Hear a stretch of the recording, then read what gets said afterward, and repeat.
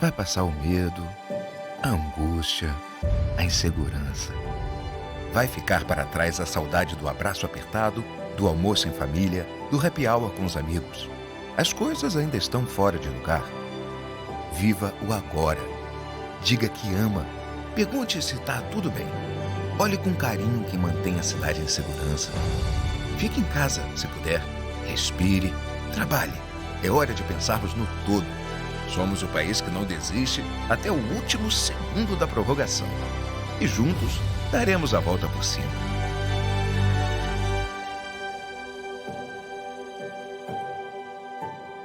Tudo isso vai passar.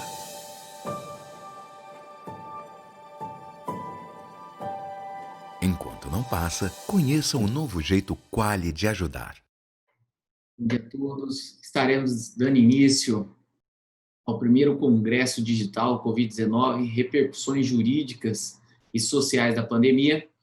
Hoje estamos no painel da judicialização das políticas de saúde pública. Quero agradecer primeiramente, os nossos palestrantes que estão aqui presentes, Dr. Fernando Zarropigato, Dr. Henderson, Dr. Jorges, obrigado por estar aqui presente, está brilhantando nossa manhã hoje, que com certeza estamos passando por um momento de pandemia, e o reflexo maior que estamos vivendo hoje é na saúde, e principalmente na saúde pública. Então, é um tema de extrema relevância para todos nós, e com certeza iremos passar para o nosso público, para as pessoas que estão assistindo, um pouco de conhecimento sobre as políticas públicas.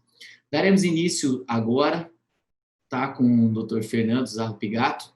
Vou ler seu mini currículo, Dr. Fernando, presidente do Conselho Nacional de Saúde, presidente da Federação Gaúcha das Uniões de Associações de Moradores e Entidades Comunitárias e diretor de saúde da CONAM.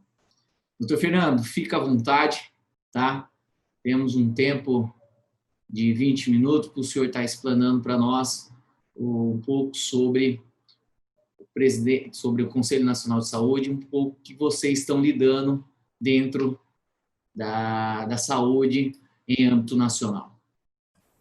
Bom dia a todas e todos que estão nos acompanhando, nesse primeiro Congresso Digital Covid-19 da Ordem dos Advogados do Brasil. Queria cumprimentar o Bruno, o Georges, o Henderson e também o presidente da OAB, Felipe Santa Cruz, que, apesar de não estar conosco aqui na sala, mas é importante fazer essa saudação. Nós temos aí estabelecido uma relação muito importante com a Ordem dos Advogados do Brasil. Fazemos parte, inclusive, hoje da Frente pela Vida, que organizamos aí uma marcha virtual, fizemos um documento sobre um plano nacional de enfrentamento à Covid. A OAB é signatária deste documento que apresentamos ao Congresso Nacional, aos órgãos governamentais, à sociedade brasileira. Então, estar aqui hoje representando o Conselho Nacional de Saúde, e debatendo, junto com vocês, é uma honra muito grande, por mais que a gente esteja vivendo um momento muito difícil, da história do nosso país, o próprio tema, que as repercussões jurídicas e sociais da pandemia, faz com que a gente reflita, porque esta pandemia ela chegou e ela não avisou, que chegaria, e a gente já vinha num momento bem delicado da vida social, política e econômica do nosso país. E, logicamente, que a gente precisa, inicialmente, também se solidarizar aqui com as vítimas, no mundo inteiro. No Brasil, aí, mais de 87 mil mortes já tivemos, são vidas perdidas, não são números, A gente também tem consciência de que estamos fazendo e faremos muito para salvar vidas, mas que, infelizmente, também temos aí negacionistas, e inclusive autoridades públicas que agem de forma irresponsável, eu diria até criminosa, genocida, e que muitas dessas milhares de mortes poderiam, sim, ter sido evitadas. E a gente está sempre, todos os dias, reforçando que precisamos evitar o máximo possível, né? As pessoas infectadas, estamos passando aí de 2.400.000, sabemos que existe uma subnotificação, as pesquisas, inclusive, já estão demonstrando isso, no mínimo 6 ou 7 vezes, né? Enfim, a nossa solidariedade, as famílias que sofrem, né?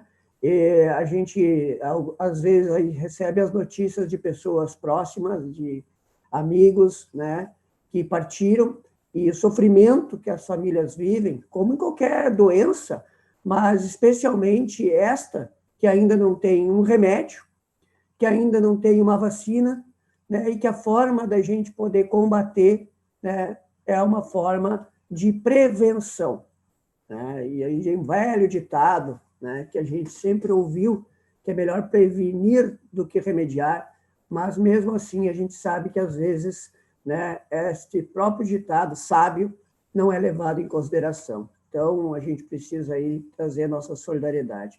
Tem aqui uma apresentação, né, para fazer. Então a gente trouxe uma apresentação para ilustrar e para ficar também nos anais, né, do trabalho do CNS no enfrentamento à Covid-19 aqui para o Congresso, né?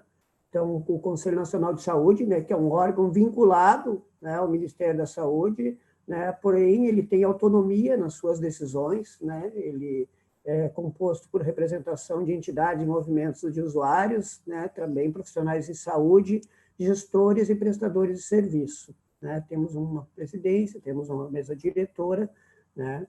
Temos aí os aspectos legais, né, do direito à saúde, desde a Declaração Universal dos Direitos Humanos, e no Brasil, né, mais especialmente a partir da Constituição de 88, o Sistema Único de Saúde, né, o artigo 196, que dispõe que a saúde é um direito de todos e dever do Estado, né? E outros aspectos legais, que é a legislação 8080 de 1990 e também 8142 de 1990. Temos a universalidade de acesso, equidade na assistência à saúde, integralidade do cuidado, o controle social, que é a participação da comunidade, a descentralização, né, e a questão interfederativa. O Conselho Nacional de Saúde, desculpa, no processo de trabalho da pandemia, né, criou um comitê de enfrentamento à pandemia, com representação da mesa diretora, né, de usuários, usuárias, trabalhadores, profissionais de saúde, e também a gente tem a representação da gestão e de prestadores de serviço, né, que trata das questões relacionadas ao Covid-19. Né? Então, esse comitê aí, ele tem se reunido semanalmente. Também, né, temos produzido posições e documentos para a sociedade brasileira, né, para a rede de conselhos e também para os órgãos, né, aí do Executivo, Legislativo e Judiciário, com foco no combate ao novo coronavírus, com recomendações, notas públicas, moções, pareceres técnicos, campanhas para apoiar o acesso à informação do povo brasileiro, manifestos, cartas abertas, ofícios solicitando informações e encontros remotos.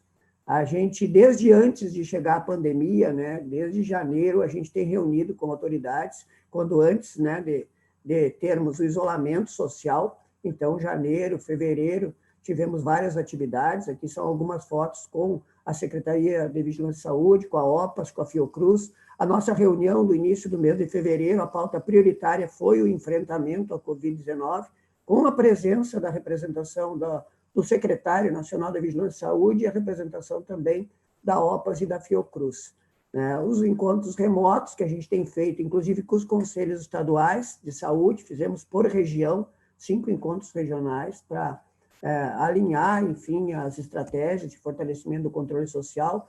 Temos 18 comissões intersetoriais, eu trago aqui 2 documentos elaborados semanalmente, né, por 2 comissões nossas, mas todas elas estão produzindo, né, é importante dizer, desde março, virtualmente, né, as nossas atividades estão sendo realizadas, encontros, né? Então, esses aqui são os documentos da CONEP, que é a Comissão Nacional de Ética em Pesquisa, né? Também temos o boletim da Comissão de Orçamento e Financiamento. É importante destacar aqui que este boletim, desde abril, ele vem sendo feito, né? E, inclusive, agora, a semana passada, tivemos aí o TCU, né, fazendo alguns apontamentos sobre a baixa execução orçamentária, que o recurso que está liberado para utilizar durante a pandemia, ele não está sendo totalmente utilizado, aliás, a menor parte, né, que foi até agora paga, né, e repassada, e compras, inclusive. O boletim da COFIN vem apontando isso semanalmente, com dados oficiais do próprio Ministério da Saúde, né, desde abril, né, os alertas que a gente vem fazendo e também indicações do que fazer para, né, o enfrentamento à pandemia. Nós temos uma participação na Agenda 2030, né, no grupo de trabalho da sociedade civil, na coalizão Direitos Valem Mais,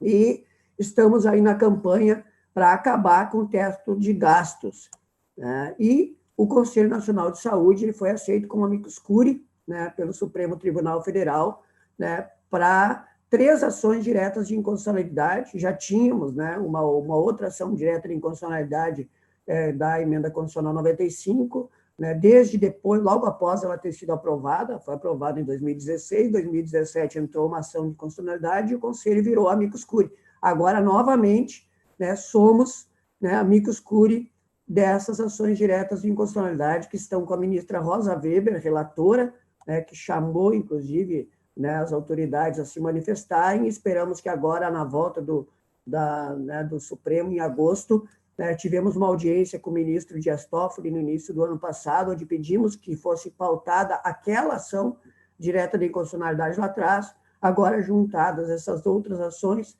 esperamos que o Supremo, então, venha a fazer, né, o julgamento dessas ações diretas. Tem os desdobramentos das nossas ações. Nós entregamos como a Frente pela Vida ao Ministério da Saúde e ao CONAS o Plano Nacional de Enfrentamento à Covid-19, elaborado pelo Conselho e pelas sociedades científicas do país.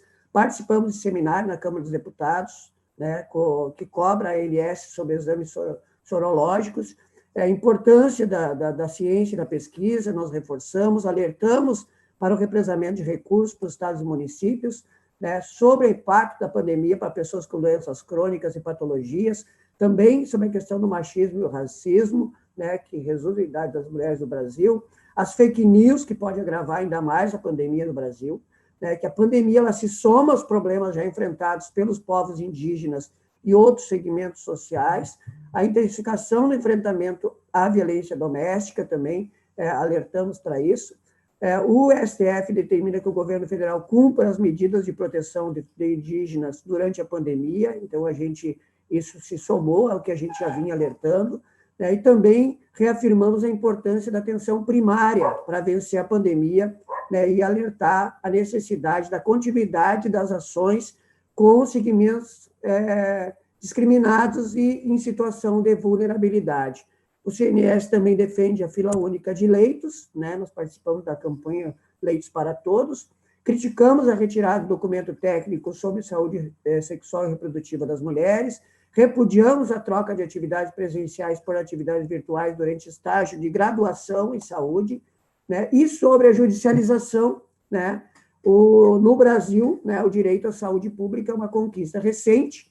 Ainda temos muitos problemas com relação a recursos financeiros, humanos, físicos, geográficos, ambientais e sanitários. Temos um histórico de desigualdade que produz iniquidades. O racismo estrutural é um profundo determinante social em saúde, né, assim como a pobreza, o machismo, a LGBTfobia, etc., né? No nosso país, temos 3 poderes que devem atuar conjuntamente para garantir a harmonia e estabilidade social. Eles se complementam.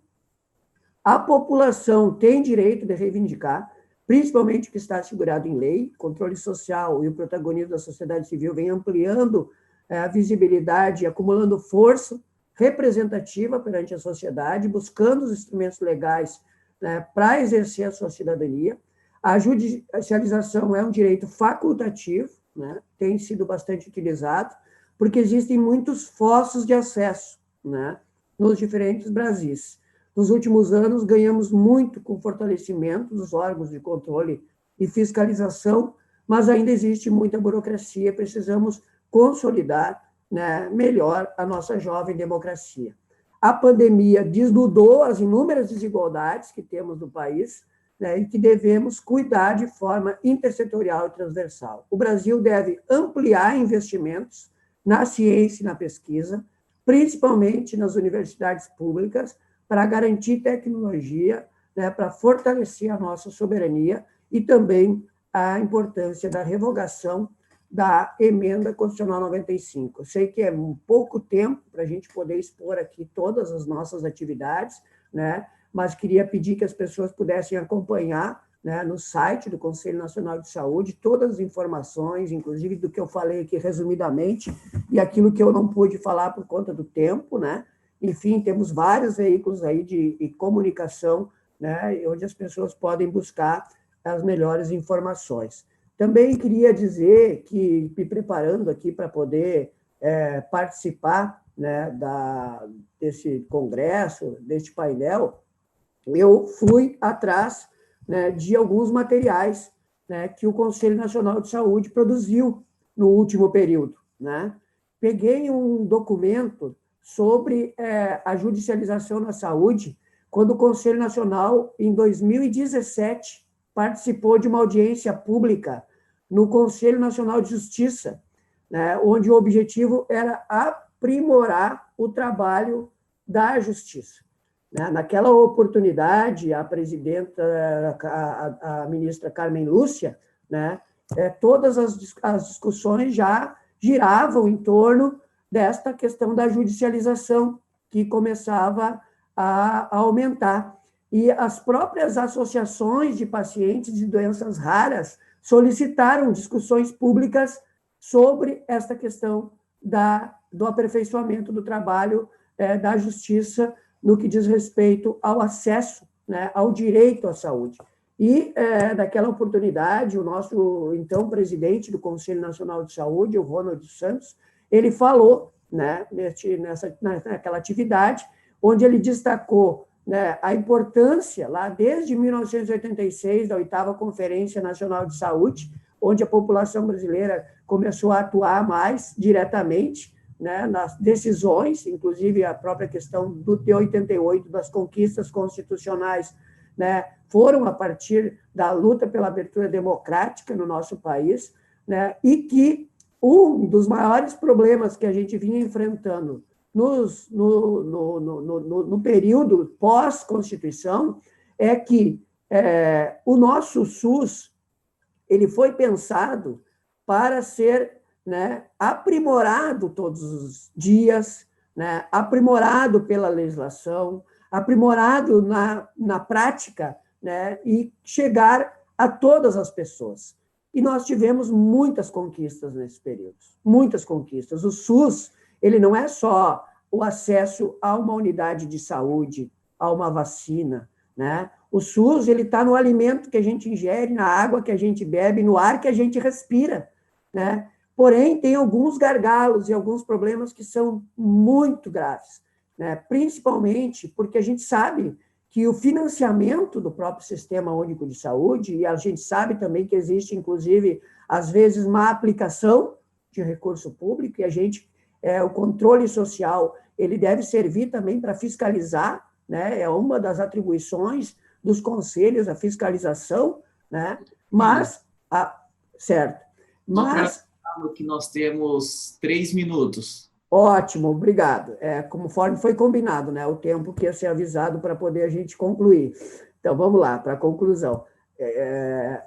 Vamos lá. Então, assim, a questão do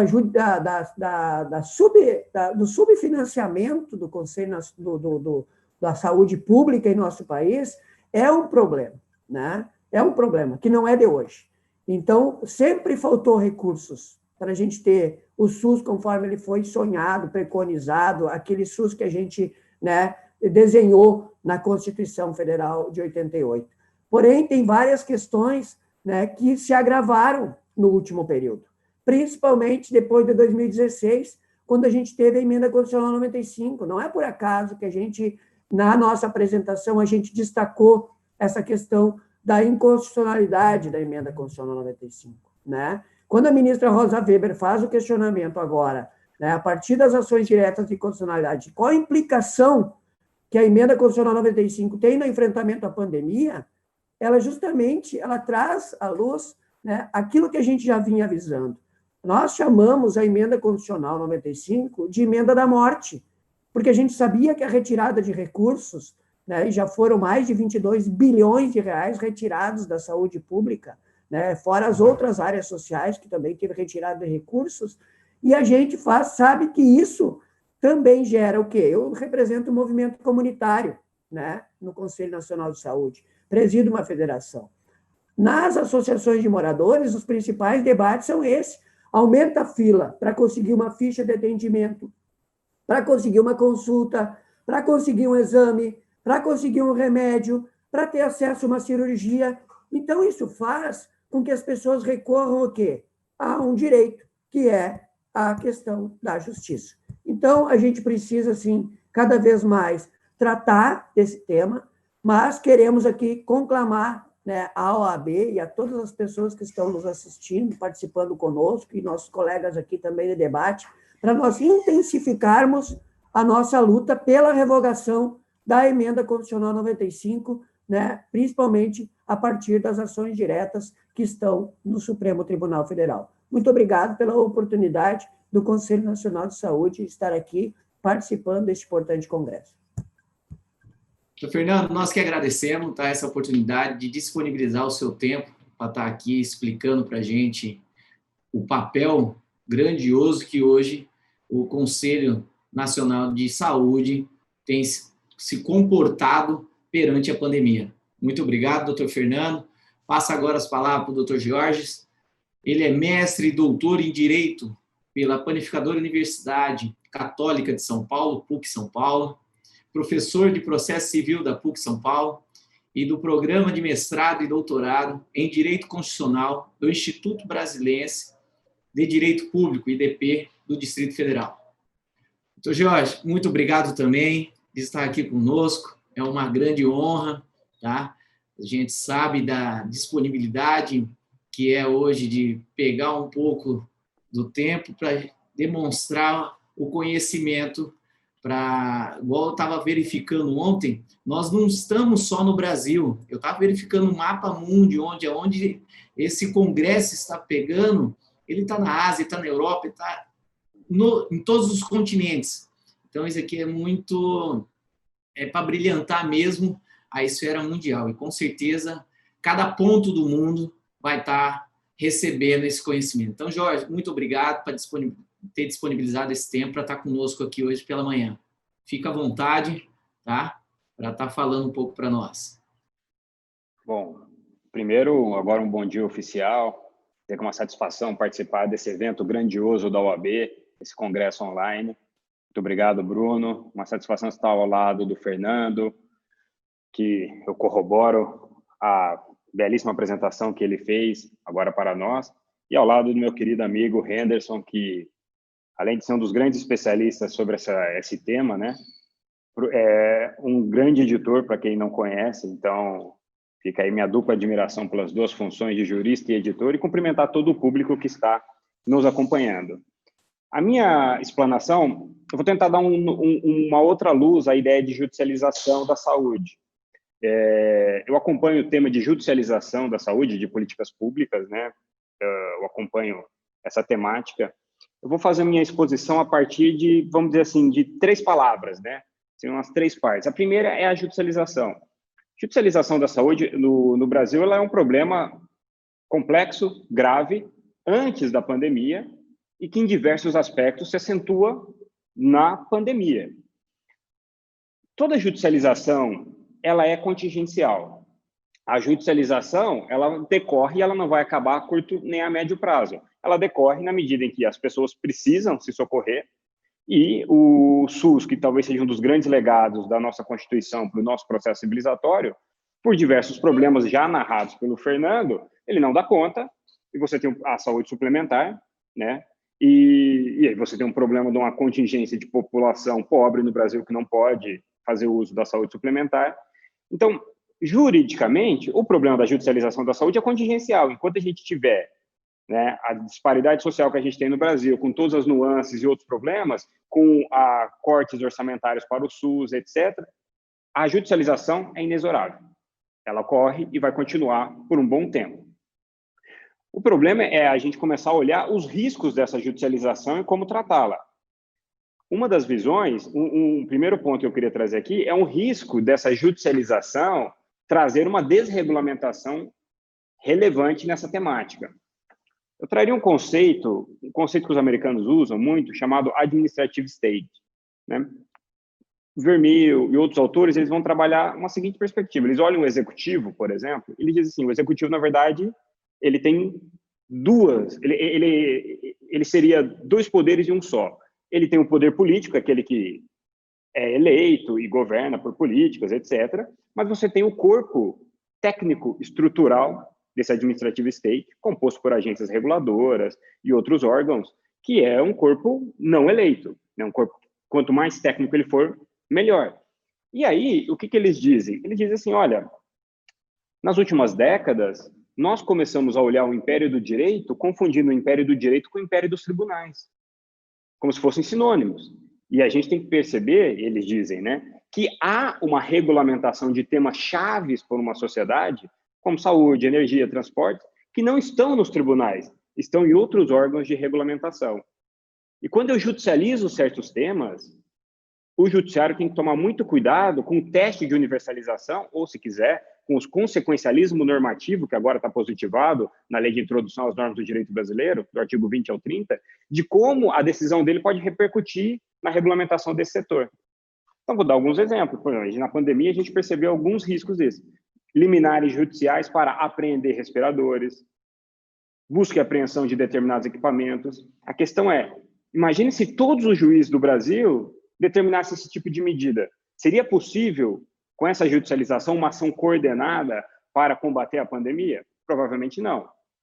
Claro que o Brasil não é só por um problema de judicialização. A gente tem vários problemas que também o Fernando apontou, que impediram que a gente fizesse uma coordenação racionalizada. Mas esse é um primeiro risco. Vou dar um outro exemplo. Houve uma judicialização por meio de ações coletivas, e um grande advogado e professor, o Miro Ataíde, escreveu sobre isso,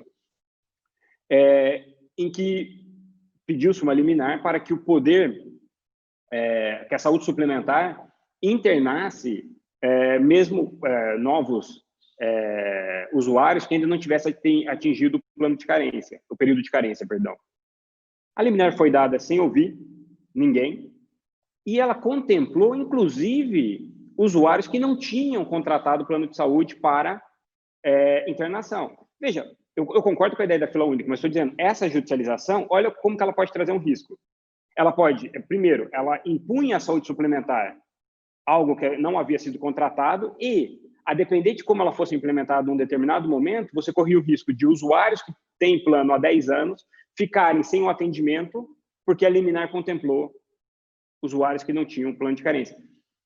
Não estou dizendo que é simples, estou dizendo que a judicialização da saúde, e é esse outro enfoque que eu queria dar, ela demanda um olhar para os envolvidos, os players privados e públicos, e os órgãos regulamentares o tempo todo. Por isso, há um aspecto positivo na Lei 13.979, né, conhecido como a Lei da Pandemia ou a Lei da Quarentena, que no seu artigo 3º, parágrafo 10º, estabelece que toda medida judicial que possa afetar o serviço público essencial tem que ouvir o órgão regulamentador ou o poder público concedente daquele serviço. Por quê?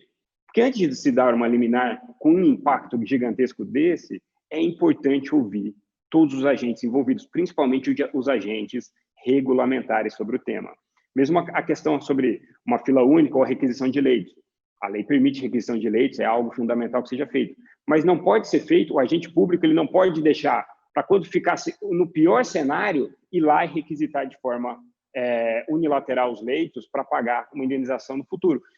Isso tem que ser feito com planejamento, uma ideia de boa-fé objetiva, norteando tanto o privado quanto o público, né? E isso também está colocado na Lei 13.979, ou seja, né, há que haver, vamos dizer assim, um olhar sobre como uma decisão judicial pode, numa tentativa de proteger os direitos fundamentais, gerar uma desregulamentação que prejudique mais esse setor. Então, essa seria a primeira palavra. A segunda palavra, bem rapidamente. A judicialização da saúde no Brasil, eu gosto muito de um autor chamado Teubner e um outro autor chamado Witthofer, eles trazem dois conceitos. Ele diz assim, A contemporaneidade, né, as relações sociais, a tecnologia foram tornando as coisas cada vez mais complexas, a globalização, etc., que eles enxergam dois tipos de fenômenos que são submetidos ao judiciário. O judiciário está preparado para enfrentar o primeiro conflito, o primeiro fenômeno, que é o conflito. Conflitos judiciais podem ser pouco complexos ou muito complexos, mas são um conflito. O que caracteriza um conflito? A resposta para a solução de um conflito está no próprio direito. O direito consegue respondê-lo. O que acontece? Há alguns fenômenos na sociedade contemporânea que são mais do que um conflito, são paradoxos. O elemento-chave do paradoxo é ele ser indecidível. Judicialização da saúde no Brasil, ela é um paradoxo, no aspecto de que é impossível que o judiciário consiga resolver o problema da judicialização da saúde se não tiver todo um trabalho de legislativo, executivo, investimento e, né, compromissos com os agentes privados. Isso não é um problema do judiciário brasileiro, é um problema do Supremo Tribunal Brasileiro. Você pode pegar os 11 juristas que mais conheçam saúde e regulação no mundo inteiro, se trouxeros para o Brasil, eles não vão conseguir, por meio de uma decisão ou mais de uma decisão, resolver o problema da judicialização da saúde no Brasil. Por quê? Porque é um problema paradoxal, envolve orçamento, envolve estrutura, envolve uma infinidade de outras coisas que só o direito não consegue resolver. Eu preciso produzir um conhecimento para melhorar o sistema da judicialização da saúde. Então, é claro, né, boas decisões melhoram, trazem uma regulamentação mais segura, mas estão longe de constituírem uma solução para a judicialização da saúde. E aí, né, eu falei duas palavras, a terceira palavra que eu encerraria a minha fala. Então, que modelos que a gente pode pensar para melhorar a situação da judicialização da saúde no Brasil? Eu traria um conceito do direito alemão, mas não está presente apenas lá, de autorregulação regulada, como um espaço, né, de procedimentalização para tentar ajudar o judiciário a melhorar a forma de judicialização da saúde pública. Detalhe, o Brasil já conhece algumas autorregulações reguladas, o CONAR, por exemplo, é um exemplo, mas se a gente pegar, por exemplo, um tema relevante hoje como a lei da fake news, salvo engano, no artigo 30 da lei que foi aprovada no Senado, está agora em debate na Câmara dos Deputados, ela prevê a autorregulação regulada, que é o quê? Um espaço em que o judiciário é um controller, mas não um decisor o tempo todo, em que agentes privados, junto com a sociedade civil e entes regulamentares, criam um espaço de procedimentos com regras claras para tentar chegar a uma regulamentação ou a solução de problemas específicos de forma desjudicializada, criando um conhecimento a partir desse espaço de autorregulamentação, criando procedimentos para criar conhecimento necessário para resolver o problema complexo, como é a judicialização. Então, a minha fala se encerra com uma ideia de até um otimismo, mas em que a gente consiga também olhar com uma empatia para o judiciário, para perceber que o judiciário pode melhorar muito nas decisões sobre judicialização da saúde, mas não dá para jogar para o judiciário a palavra final de um problema que é paradoxal da sociedade brasileira. Nós precisamos criar, estabelecer, formar novos mecanismos e debatê-los, mecanismos esses que possam absorver uma complexidade como é a da judicialização da saúde, complexidade essa que uma decisão judicial tradicional, mesmo em um processo coletivo, ela não consegue absorver. Então, essa seria a minha fala aqui, Bruno. Muito obrigado, agradeço e devolvo a palavra para você. Jorge, muito obrigado. Com certeza é isso que nós buscamos, né? Uma nova corrente para não deixar suportar apenas o Poder Judiciário. Uma coisa engraçada que eu acabei visualizando em alguns momentos aqui, pelo menos do nosso estado, eu acho que ocorreu um pouco no Brasil, alguns escritórios de advocacia divulgando, gente, ó, quem precisar aí estaria fazendo ações judiciais de graça para auxiliar as pessoas necessitadas. Puxa vida! Então aí acaba abarrotando o Poder Judiciário e esquecendo um pouco da complexidade que hoje está a saúde. Isso aí só foi uma fala, depois a gente começa a discutir um pouquinho. Quero agradecer agora, obrigado, Jorge, por essa oportunidade de estar te ouvindo. tá? E com certeza esse conhecimento que você trouxe foi de enriquecer bastante todos nós. Convido agora também nosso doutor Henderson, doutor em Direito pela PUC São Paulo, doutor e mestre em Bioética pela CUSC, professor de Direito Constitucional da PUC Campinas, presidente da Comissão Especial de Bioética e Biodireito do Conselho Federal da OAB. Henderson, muito obrigado. Eu sei que todo esse painel foi de um grande esforço seu, tá? Para colocar ele ativo.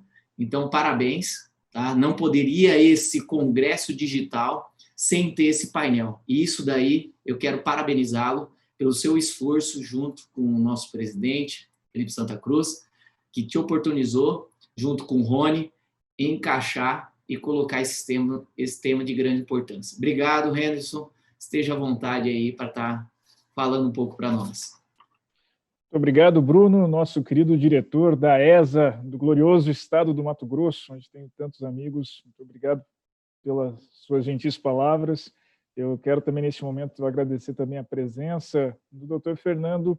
É uma alegria ouvi-lo, conhecê-lo, embora nessa distância que a pandemia nos determina, e por compartilhar mais uma vez e aprender tanto com os Geórgios. Toda vez que eu escuto é sempre um privilégio. É um grande amigo desde a graduação. Aproveito também neste momento para agradecer também ao nosso presidente Felipe Santa Cruz, ao Dr. Rony, ao Dr. Marcos Vinícius, que participam da organização deste grande evento, aos que nos escutam e talvez não tenham ouvido ainda essa informação. Além de estarmos com mais de 100 mil inscritos, é talvez o maior congresso jurídico já realizado no mundo, razão pela qual já há uma inscrição em andamento para o Guinness Book, para que verifique se é realmente efetiva a informação, mas tudo indica que sim, este é o maior evento jurídico já realizado. E claro que, num momento como nós estamos vivendo, precisávamos debater a questão da judicialização da saúde. Então, saúdo a todas e todos que estão nos ouvindo, né, e começo com as rápidas considerações, não me estenderei muito. A saúde, talvez, dos temas que o judiciário discute, seja um dos temas mais sensíveis a todos nós, a comunidade, especialmente porque, quando estamos saudáveis, nós não a percebemos, mas quando algo dela nos falta, e faltará, em algum momento vamos ficar doentes. Esse é um paradoxo do que é estar saudável, do que é a saúde. Nós a percebemos quando ela está em falta para nós. E, no meio de uma pandemia, todas as faltas não só vêm à tona, mas toda a vulnerabilidade do sistema de saúde da sociedade em relação a isso torna-se ainda maior. A judicialização da saúde é um tema que já muito foi discorrido. Eu poderia citar 3 fases aqui no Brasil. A primeira fase dela, a doutrina marca muito como o ápice no começo dos anos 2000, quando houve a judicialização de tratamentos relacionados ao HIV. Então, era a efetividade, começo da efetividade de um direito subjetivo, individual, à saúde, prevista pela Constituição, um marco dado por 88. Isso cresce, e o crescimento é tão grande que em 2009 se realiza no Supremo uma audiência pública para poder nós discutirmos como é que seria feito essa concessão do direito à saúde. Especialmente porque houve pedido de direito à saúde para tudo, seja remédios já cadastrados na Anvisa ou ainda não, próteses de toda sorte, e tratamento de toda a natureza, com protocolo comprovado ou não. E então nós entramos num segundo momento da judicialização da saúde no Brasil, que é quando isso atinge uma expressividade numérica muito grande. Veja-se que dos processos que deram entrada em 2009, comparando aos números de 2017, esses números de processos quadruplicaram. Eles aumentaram sensivelmente a quantidade de processos que dizem respeito à saúde. Hoje, o número mais recente que nós temos do CNJ, que diz respeito ao relatório de 2019, de 2020 ainda não saiu, diz que nós temos em andamento no Poder Judiciário 2.228.531 ações que dizem respeito à saúde. E custou aos cofres públicos, apenas em demanda, em condenação relacionadas ao SUS, ao Sistema Público de Saúde, 1,3 bilhões de reais em 2016. é considerado um dos grandes ralos do orçamento público em saúde, que já não é grande para tamanha demanda, a judicialização. O que preocupa muito nessa judicialização é que, de todo esse universo de sentenças, apenas um pouco mais de 6% delas se embasaram em protocolos estabelecidos pelos conselhos ligados à saúde, pela Anvisa, ou qualquer órgão regulamentador, pelos núcleos de atenção técnica ou de atendimento técnico que o próprio Poder Judiciário constituiu, ou ainda pelo CONATEC do SUS. De modo que o Poder Judiciário tem sido fundamental para vários avanços no direito fundamental à saúde, mas também tem feito isso de um modo um pouco às cegas, não compreendendo todo o mecanismo jurídico que há regulamentando a saúde por isso. Então, esse segundo momento é marcado não só pelo grande número, mas pela discussão de a efetividade da política pública já estabelecida e o acréscimo de novas políticas públicas para a realização do direito à saúde. E o terceiro momento, eu diria que é um momento que a pandemia deixa isso muito claro, muito embora nós já víamos isso um pouco nos anos anteriores, que é não só a discussão, não é só a coexistência da discussão da efetividade do direito à saúde estabelecido já por políticas públicas e também a regulamentação de novas medidas dentro dessa saúde pública, mas nós entramos numa questão muito interessante, que é parte daquilo que o Jorge menciona, que é justamente a questão técnica do que é a saúde, que é a efetividade da saúde baseada em evidências. É, por exemplo, quando o Supremo Tribunal Federal vira e diz para o governo federal de que ele precisa seguir as orientações determinadas pela Organização Mundial da Saúde. Não por ser a Organização Mundial da Saúde, mas é porque no paradigma estabelecido pela Lei 8.080, que é a lei que regulamenta a saúde no país, diz que tudo precisa ser baseado por evidências. E quando, por exemplo, nós vamos ter medidas públicas, veja, estou falando de políticas públicas, eu não estou falando de uma relação médico-paciente, de utilização de medicamentos que não têm eficácia comprovada, inclusive com forte publicidade governamental em relação a isso, eu estou tomando medidas ineficientes que vai na contramão do desenvolvimento da ciência no mundo todo, como política pública aqui no país. Então, neste terceiro momento de judicialização da saúde pública, nós temos que considerar uma atuação do judiciário como um guardião também dos paradigmas científicos, o que é arriscado, uma vez que nós não temos elementos técnicos suficientes para realizar isso.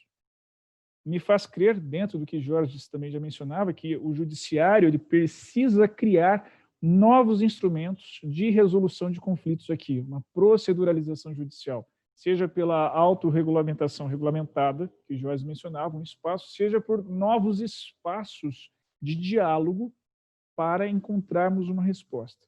No paradigma atual, que é baseado numa lógica binária de vencedor e vencido, procedente e improcedente, ainda que tenhamos um parcialmente improcedente no meio, nós não vamos conseguir lidar com essa tamanha complexidade, que é a discussão de se uma medida ela é efetiva ou não para a saúde. Quando eu menciono que um pouco antes da pandemia nós já sentíamos isso, eu quero citar aqui o caso da fosfoetanolamina sintética, que é a famosa pílula do câncer. A fosfoetanolamina sintética ainda estava em fases de desenvolvimento científico para talvez virar um tratamento. Quando ela passa a ser judicializada, uma fake news estabeleceu que, olha, a USP descobriu a cura do câncer, mas a indústria farmacêutica não quer que você saiba disso. Isso correu os grupos de WhatsApp. E isso pipocou na forma de judicialização à saúde. Nós não estávamos falando de judicialização à saúde ali, mas judicialização da pesquisa científica, algo que não tinha a eficácia e segurança comprovada, estava sendo judicializado e altamente demandado. A Universidade de São Paulo sofreu uma forte litigância e foi até curioso o caso de ver um caso em que alguém processa o secretário de saúde de um outro estado, que não de São Paulo, para que esse secretário de saúde de outro estado forneça a fosfoetanolamina produzida pela Universidade de São Paulo. E o que é curioso é que o juiz que pegou isso concedeu cautelarmente para a parte que pedia. Era uma sentença impossível de ser cumprida, não tinha por onde. Então, veja-se que há uma certa desconhecimento dos instrumentos que versam em relação aos protocolos de saúde. Então, eu acho que nesse terceiro momento nós temos essa necessidade de instrumentalizar o judiciário com novos mecanismos para melhor compreender e melhor atuar nesse cenário em que o judiciário passa a ter um papel importante de fiscalizar se a saúde está sendo pautada em evidências e não apenas politizadas. Nós temos também neste novo cenário o cuidado com a medicina defensiva. Aos que não estão familiarizados com essa expressão, a medicina defensiva é aquela prática do ato médico ou por profissionais de saúde que ela é feita para prevenir a judicialização ou, em caso de judicialização, ter elementos suficientes de defesa do profissional de saúde. Tamanho é a insegurança de profissionais de saúde que, em alguns estudos, já demonstram que um adulto ele sofre mais radiação do que, hoje em dia, tamanhos procedimentos, a quantidade de exames que é pedido para evitar a judicialização posterior, que hoje ele recebe mais radiação do que se ele estivesse em Hiroshima quando caiu a bomba atômica, por exemplo. Por quê? Você chega no hospital com uma dor de cabeça, por via das dúvidas, eu vou enviar para fazer ali uma ressonância. E assim por diante, porque é o receio da judicialização. Esse receio da judicialização acaba piorando a saúde no país. Então, nós temos também que criar um ambiente seguro para a relação médico-paciente se desenvolver com melhores condições, além do que para não inflacionarmos ainda mais o sistema de saúde. E, por fim, em relação a novos tratamentos que já têm eficiência comprovada, mas que ainda no Brasil não conseguem ser implementados por insuficiência regulatória. Eu me refiro aqui, por exemplo, ao caso do canabidiol. O canabidiol foi recentemente regulamentado pela Anvisa, mas ela não autoriza, por exemplo, a produção no país. Tem que ser importado o canabidiol para que seja produzido o remédio aqui, de modo que todos aqueles que necessitam disso, e é comprovado, isso é baseado em evidências, não é simplesmente um ato compassivo em um caso ou outro, tem que se importar o canabidiol para produzir no Brasil ou importar o medicamento.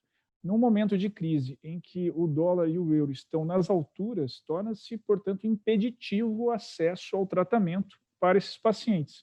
Qual é a alternativa deles? Judicializar a questão, ou para que o SUS conceda esse tratamento, forneça dispense esse medicamento, ou então autorizando para que eles produzam em casa a própria planta para dali extrair o óleo, enfim.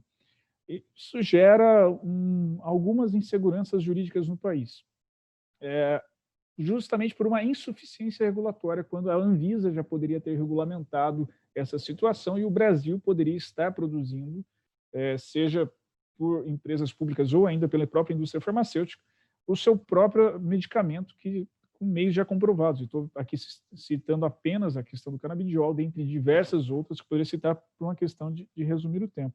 E já entrando, portanto, no final da minha fala, eu queria mencionar novamente a necessidade de nós termos mecanismos adequados de solução de conflitos em saúde. Me parece que já passou da hora.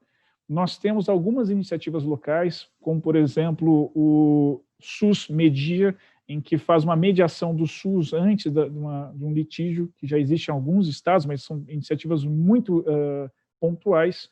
Nós temos ainda alguns tribunais de justiça que estabelecem câmaras técnicas especializadas em questão de saúde, mas eu queria mencionar, por exemplo, a possibilidade de se estabelecer comitês de bioética no sistema de saúde. Hoje em dia eles são facultativos, tem uma resolução do Conselho Federal de Medicina em relação a isso, mas uma comissão de bioética possibilitaria, que é interdisciplinar, que antes de qualquer litígio envolvendo a relação médico-paciente, envolvendo uma política de saúde, uma política pública de saúde, ou outras ainda afins, aquele ambiente do comitê de bioética, que é multidisciplinar, que tem pessoas de diversas formações, possa sentar e dialogar e ali, antes de levar isso para o judiciário, já encontrar uma resposta entre as partes. Não sendo possível, gera-se um documento e aí sim autoriza-se a ida para o judiciário.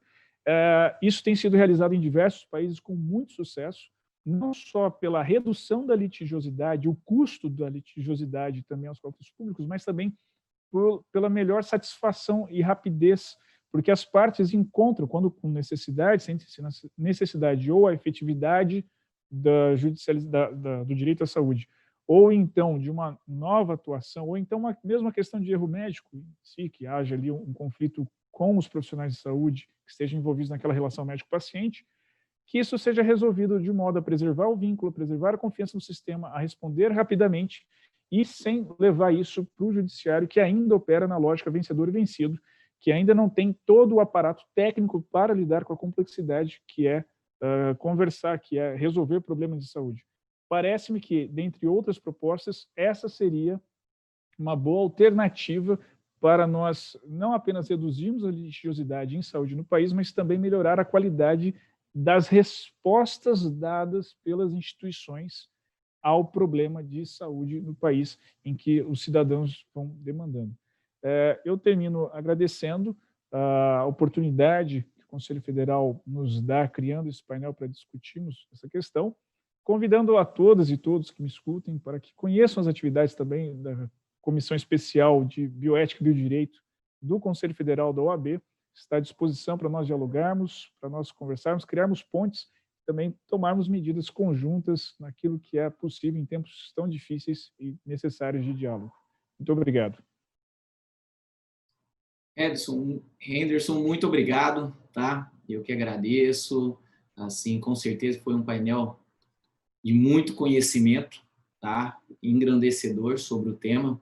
Eu queria só deixar a última pergunta aqui para nós, porque às vezes a gente acaba vendo um pouquinho dessa judicialização, havendo um pouquinho de ativismo. Não sei se vocês conseguem visualizar um pouco isso, que é onde o Ministério Público, através de uma ação civil pública, tenta intervir com o Poder Judiciário. Não, vamos fechar uma cidade, vamos fazer um lockdown numa cidade por causa de políticas, tá, públicas e também por causa da saúde, por causa do crescimento dessa pandemia.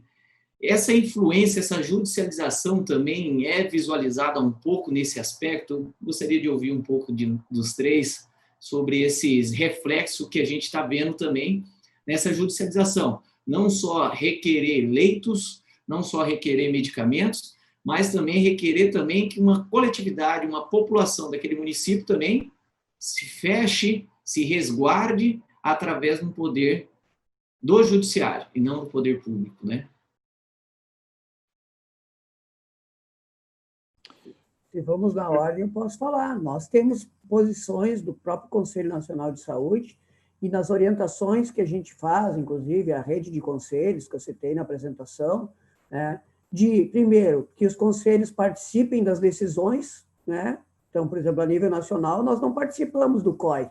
Aliás, já reivindicamos isso lá atrás, né? Em alguns estados, os conselhos participam, em alguns municípios também, mas na maioria não, né? Então, quando há uma falta de diálogo, né, do próprio poder público, às vezes, né, com o controle social, que é constitucional, que é legal, que tem base jurídica para atuação, né, a gente, inclusive, sugere a relação com os setores do judiciário que possam ajudar na defesa da vida, porque essa é a missão que a história reservou para nós sempre, né, mas principalmente neste momento. Então, é importante que a gente tenha sempre essa avaliação, né, de que o que é emergencial, né, o que é urgente, o que se não for feito já vai acarretar, sim, em mais mortes, em mais adoecimento, em mais estrangulamento do próprio sistema, o colapso do próprio sistema, e o que a gente pode avaliar com um pouco mais de tempo, né, e que pode aí demandar um debate maior, né, construções maiores. Eu quero dizer, eu estou agora em agosto, faz 2 anos que eu perdi meu pai, certo? Meu pai deu entrada numa UPA, né, teve um problema de saúde, deu entrada numa UPA, né, foi recomendada a internação numa UTI. Né? Dessa própria UPA, não tinha leito no município. A própria UPA já tem lá um documento de um tipo de solicitação que é feita para intervenção jurídica para se conseguir leito. E a gente utilizou. Infelizmente, meu pai veio a falecer. Foi para a UTI, né? Foi tarde, né? Veio a falecer. Foi questão de 24 horas. Pouco mais de 24 horas. Né? Quer dizer, tem situações que realmente são ali, tem que se tomar uma decisão. Né? E tem outras questões que, bom, é um acesso ao medicamento, que esse medicamento ele tem que ser, sim, disponibilizado, que é um direito do cidadão, mas Qual é o tipo de medicamento? Tanto o Dr. Jorge como o Dr. Anderson deram exemplos aqui, né, de situações. Né, eu estava participando de um congresso do COSEM São Paulo, né, preparatório, inclusive, à Conferência Nacional de Saúde, onde tinha 2 exemplos. Um exemplo de um medicamento que um juiz tinha dado autorização para uma pessoa receber o tal medicamento, desses aí que não está nem no protocolo de produtos, de medicamentos fornecidos pelo SUS, que contemplou metade do orçamento da saúde daquele município, um município pequeno. E exemplos de grupos que analisam, né, antes de a questão ser judicializada, que inclusive o doutor Anderson aqui citou alguns exemplos. Então, acho que a gente tem que se embasar, né, naquilo que dá certo para fazer mais e aquilo que a gente precisa aperfeiçoar. Então, cada vez mais, a gente sabe que com o controle social ativo e fortalecido, a gente vai conseguir avançar. Então, esse diálogo aqui com a OAB para nós é muito importante, porque com certeza vai estar ajudando, né, a gente está fortalecendo o SUS, né, que eu acho que é outra coisa importante da gente debater. Né? Quando falo aí, vamos modernizar, para nós modernizar, muitas vezes por trás vem a palavra privatizar, vamos entregar. Né? Então, inclusive, nós estamos nos manifestando com o Conselho Nacional de Saúde sobre, né, quinta-feira da semana passada, aí, uma iniciativa milagrosa do presidente da Câmara. Agora vamos ouvir a iniciativa privada e vamos modernizar o SUS. Um pouquinho. Nós precisamos fortalecer o SUS. E, para isso, precisamos ouvir a sociedade, o controle social e, logicamente, que a OAB, o Conselho Nacional de Saúde, a gestão, parlamentares, sim, né, dos 3 esferas, estão dentro, né, desse debate que a gente precisa fazer para cada vez mais fortalecer o nosso sistema único de saúde. Obrigado aí mais uma vez.